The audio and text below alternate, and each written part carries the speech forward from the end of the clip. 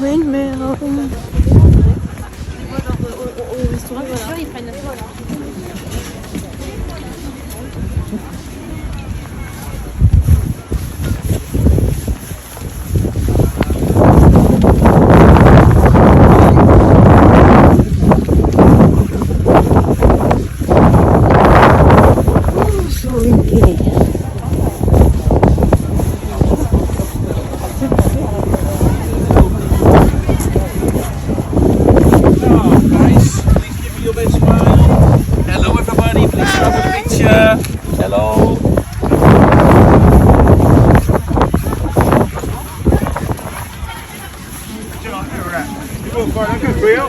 एउटा बेगमा बुढा बेवा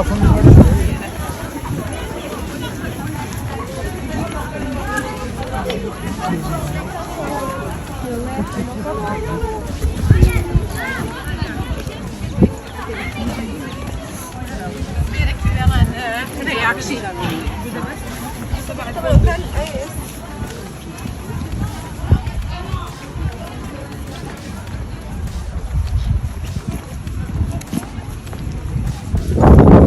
The duck with a baby.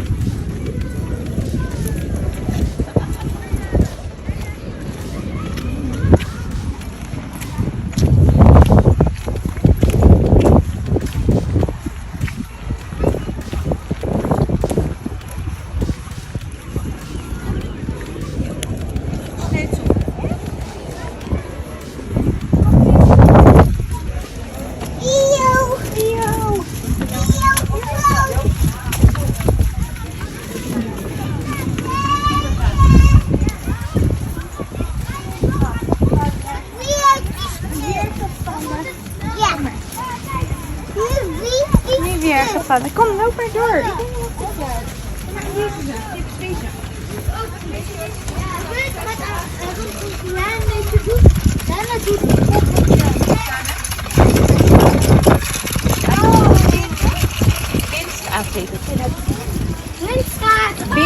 Binden aan je schoenen. Binden. Ik dacht de windschijt. Als je het schrijft, koop je gewoon alleen maar alternatief.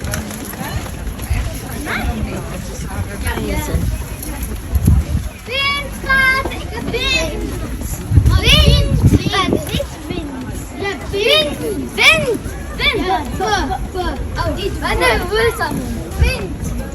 Windstraat, ik heb een huis, hè? Wat zie je het nog wel?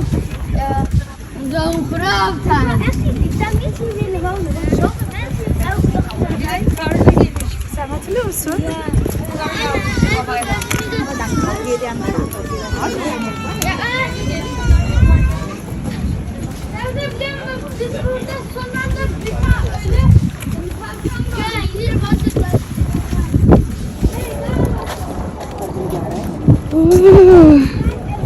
Oh, it's cold. Wow. It's so cool. So pretty. Guess we don't drink with it.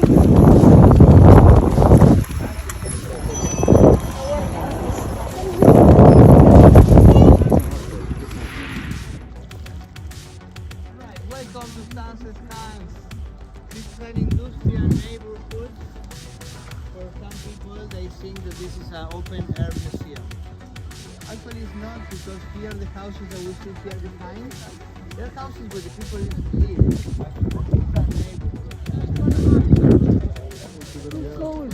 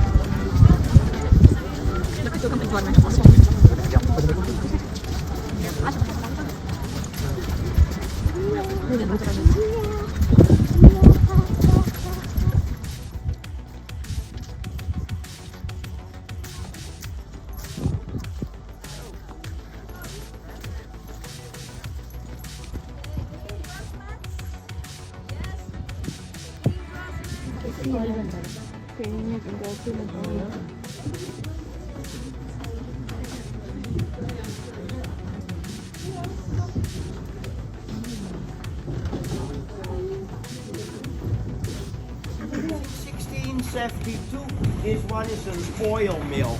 Now I can make oil from seeds or nuts, and sometimes I make linseed oil, and that oil is used to make paint. But what we have most of the time, that are peanuts. Now you're a little bit lucky because now the wind is coming back. That's why it goes faster. Yeah? So it starts under the stones with grinding the peanuts for about 20 minutes. And after 20 minutes, I have something that looks a little bit like a flour, like a paste. Yeah. And that's what I need. So when this part is finished, now then I let down a scraper, that's this one. So when I'm letting him down, then he collects everything from under the stones. He brings it to this side, and when I open the stone floor on the other side and the scraper passes by, then it just drops there. So the only thing I do with the stones, that's grinding. Now, and the stones, they were replaced in 1825, and then they started with a weight of 5 tons. That's 5,000 kilo. Now, and right now they are half the size, 2.5 tons each. And it's blue basalt, and that's rock from Belgium. And we have to import the stone from Belgium, yeah, because here in Holland we have no rock, eh? Yeah. Yeah. Okay. Have you understand this? Yes. Yeah, okay. Now, then for the second part, we go a little bit further.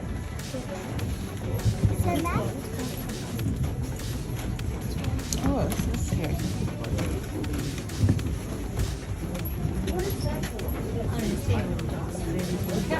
It's dangerous right there in case you happen something. You never know. I don't wanna scare. Yeah, so in case something happen.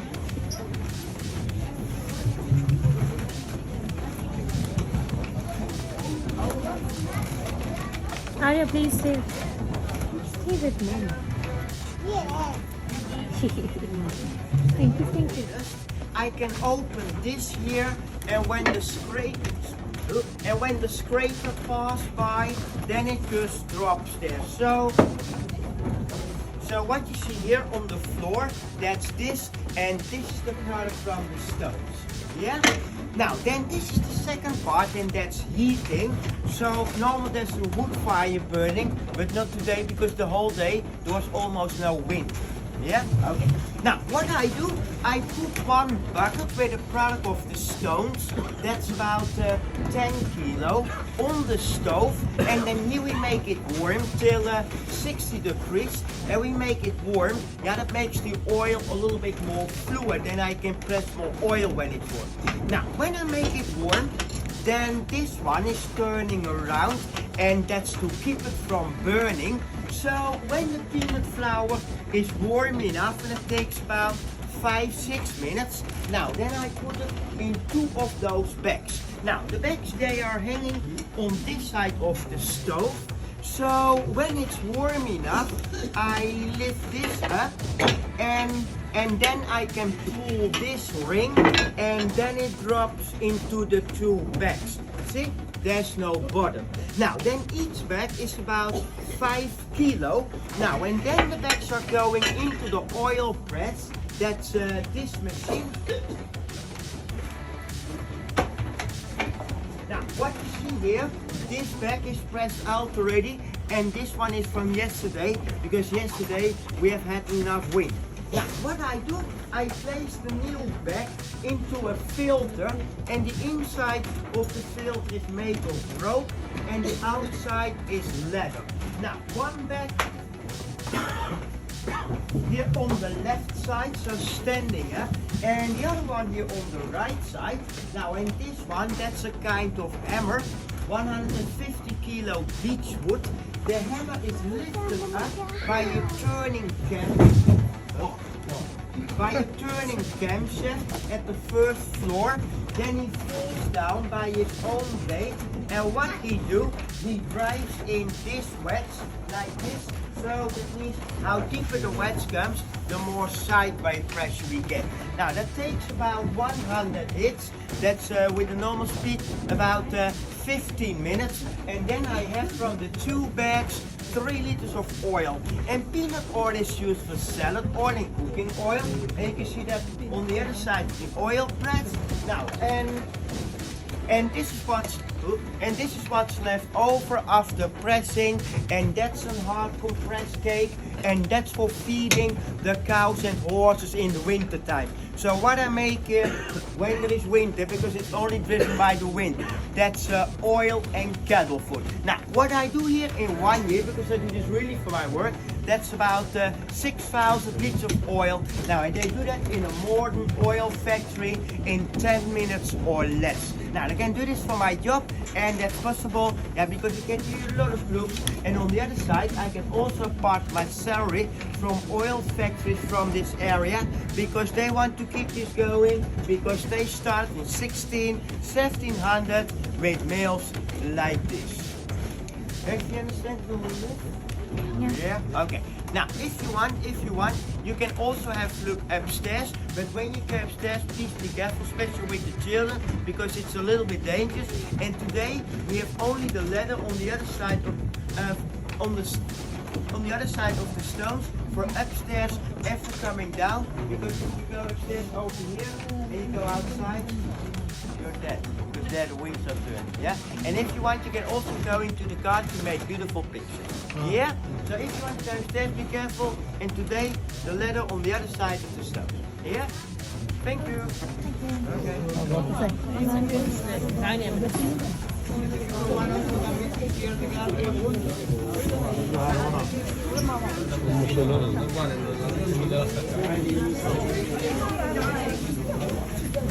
أنا مصورت الفيديو. وصلوا بينو بطل. لا. لا بينو بطل. لا أنا شوف واحد. Windmill? Yeah. من فول سوداني. هاي يسوي فول سوداني. سمعت مصاري معدل وراك.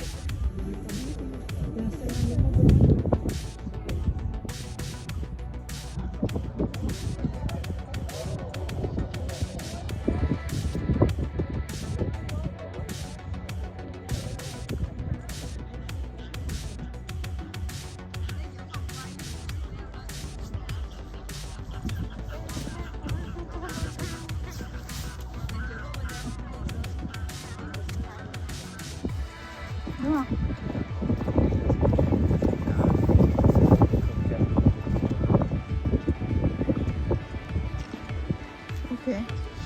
Sorry.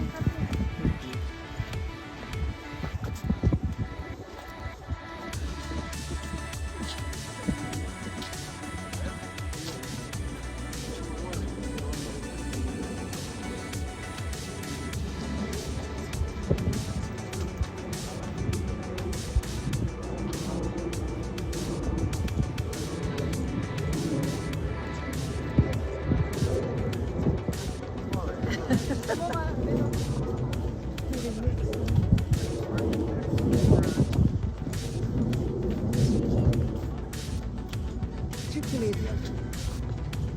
Chocolate. Hot cold drinks.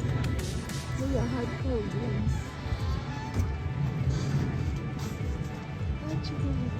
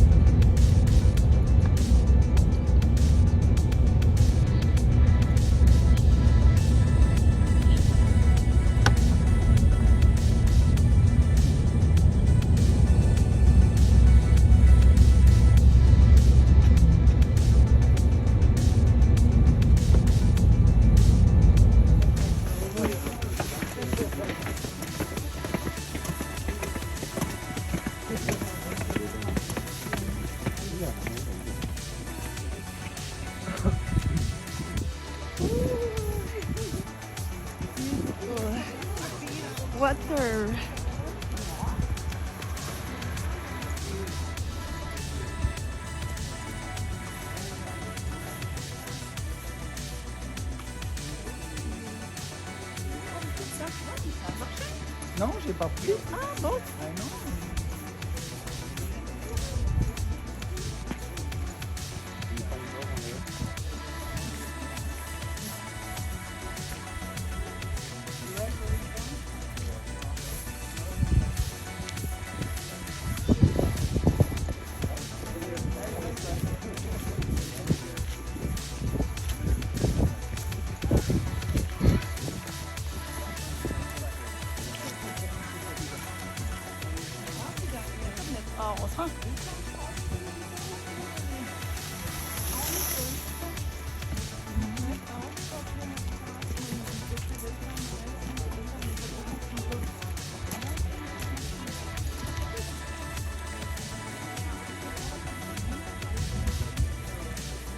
It's really warm near the shore.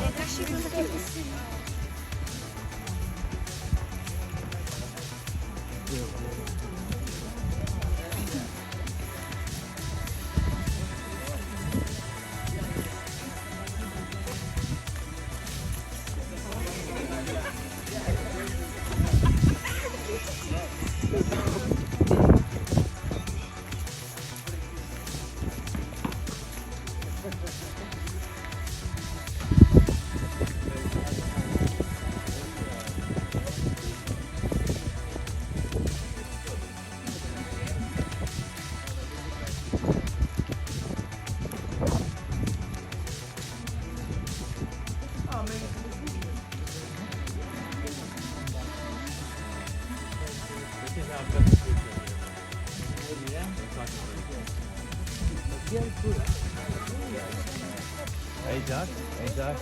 Ja, dat wordt een...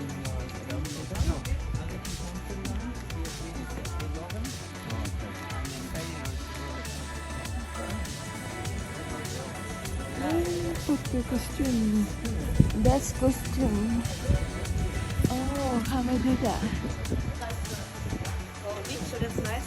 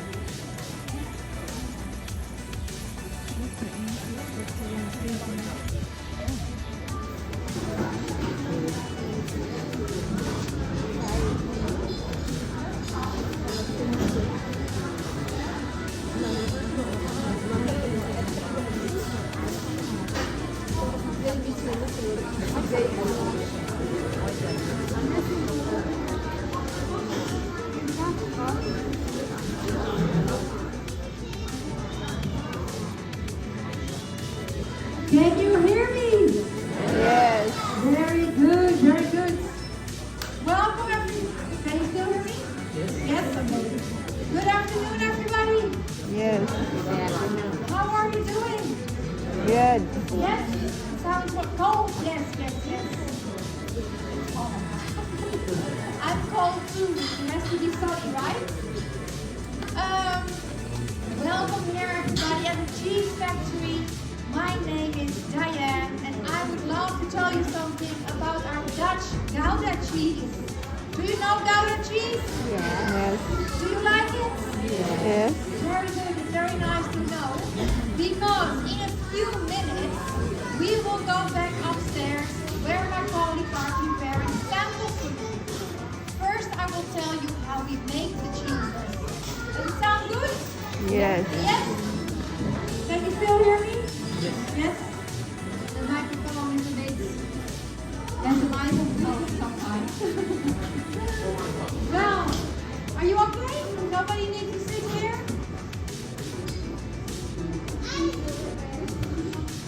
Somebody has to come here? Somebody has to come here? You? Yes? Going once, going twice. Very good. Well, in Holland we eat a lot of Gouda cheese. Maybe you noticed it while you are here. And we love it so much. We love to share it with you. And to make our wonderful Gouda cheese, we need fresh milk. The milk goes into this big container. We use around 400 liters of fresh milk for this. Only 10% of the milk will actually be cheese. The other 90% that we don't use, we don't throw it away, but we use it for our animals. They really love to drink it, but also we use it for soft drinks, for candy bars, and maybe people who work out in the gym will know it as whey protein powder. Okay? So we do use it, but not for our cheeses. For the cheese, only 10% of the milk we will use are the tiny white things that you can see in here. These are curds. We take it out and then we will put it into a little mold. Well, the Gouda cheese is always round like this. So we fill it up and then we serve it. Here you heard really loud. Yes, it's like a microphone. We fill it up with the tiny bits and then we will bring it to the pressing machine. It presses all the tiny bits together until we have one solid cheese. It takes about 2 hours. But we still can't eat this cheese because it will be so fresh, it doesn't have any flavor yet. We need to wait a little while, at least 4 weeks we need to wait, and then we will have a really nice young Gouda cheese. And a young cheese also means that it's very mild in flavor. And the longer we wait, the older the cheese will be, of course, but also the cheese will have more flavor to it. The strongest and oldest cheese here in the factory is 3 years old. Do we have old cheese lovers in the group? Oh, yes. This is the oldest cheese that we have. Very nice. And strong. Yes, wonderful, right? Very nice. Well, the young and the old cheese is a natural way to create different flavors. We also have Gouda cheese with herbs in it, pesto herbs, truffle, chili actually, a lot of different flavors, all very nice for you to try. I think it's time for all of you to find out which one is your favorite. And we'll be going back upstairs to try the cheeses. If you like the cheese and you want to bring it home, that's perfectly fine. They are sealed for you to travel through customs. They last 3 weeks outside the fridge, okay? I want to thank all of you very much. I wish you a wonderful time. Enjoy your tour today and our cheeses. You can go this way around the corner to go up.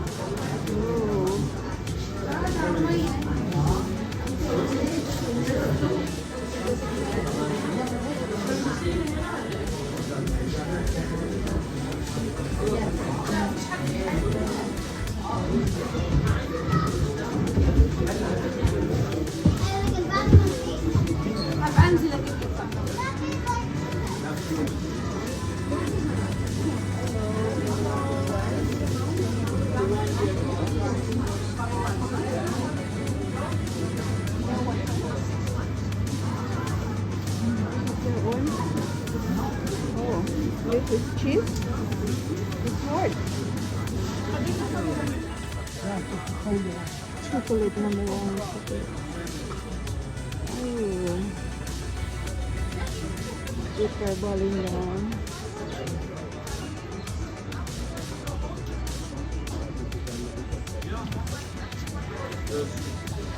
Dat is het minst, ja.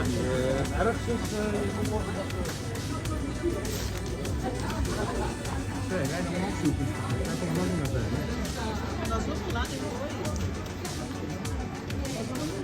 It's just about 2 waffles with a layer of caramel syrup in between. And to make the waffle, I have here the dough. It consists of butter, sugar, milk, yeast, egg, and flour. Nowadays we make it in this very handy small iron, but the whole story of the stroke waffle started more than 200 years ago. And they made it in a traditional way. They had this huge oven with this iron thing. Maybe, huh? And the dough went in here and the baker made it in this way.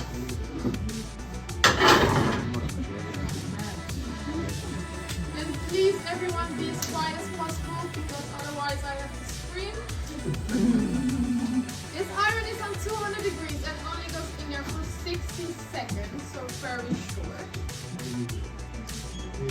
As you may have noticed, our bakery is called Voltjes, and as I told you, it all started around 1800.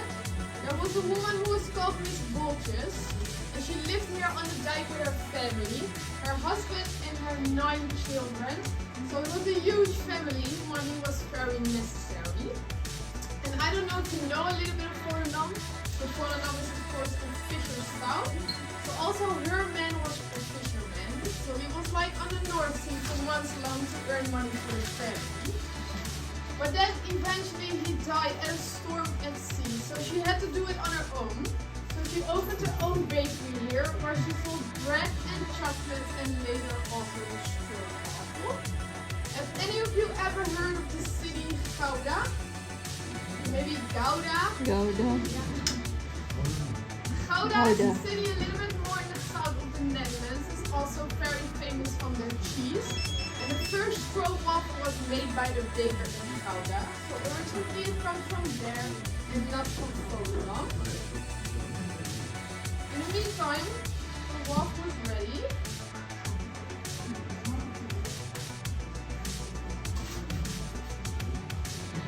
It's now very hot and very weak, as you can see. So I let it cool down for a little bit.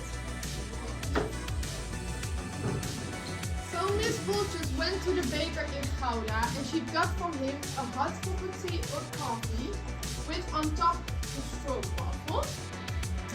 This is a very typically Dutch way to eat something like this because the steam of the hot drink will melt the syrup inside the cookie in just a few minutes. And that's how the most Dutch people eat it, especially in the winters, because you get a very nice, warm, soft cookie. Oh, so then she brought the stroopwafel from Gouda to her own bakery here on the dike. And that was the first time the stroopwafel was here. And more than 200 years later, I'm still baking one for you guys. So it's a very old Dutch recipe, and it's been here in Volendam for more than 200 years now. Sir. Okay, because otherwise my throat is very. Now it's like this, but we're gonna make it a little bit more beautiful in that they're all the same size. So we have this thing and we're gonna cut off the edges to make it perfect round.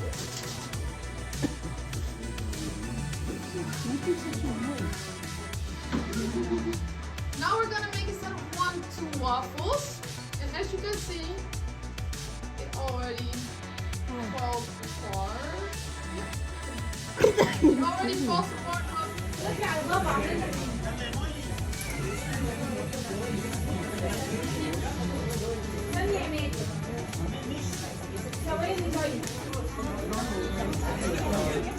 Kom maar, zien wat het. Wafelding. White chocolate.